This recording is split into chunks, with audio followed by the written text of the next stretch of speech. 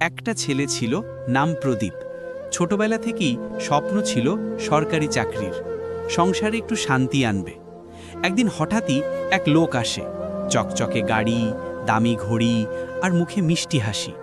বলে, তুমি যোগ্য ছেলে, আমি চাইলে তোমায় রেলওয়েতে চাকরি দিতে পারি, শুধু 12 লক্ষ টাকা লাগবে। লোভ আর আশা মিশে প্রদীপ নিজের সবটুকু জমানো টাকা, এমনকি বাবার জমির দলিল পর্যন্ত বিক্রি করে দেয়। কাগজপত্র, ইন্টারভিউ, অফিস কল সবই যেন সত্যি মনে হচ্ছিল।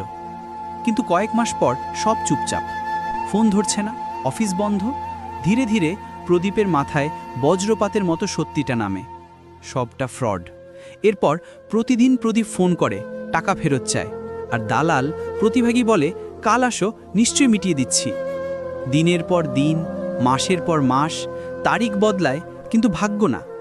শেষ রাতে প্রদীপ একা বসে ভাবে, যে মানুষকে বিশ্বাস করেছিলাম সেই আমার স্বপ্ন কবর দিল।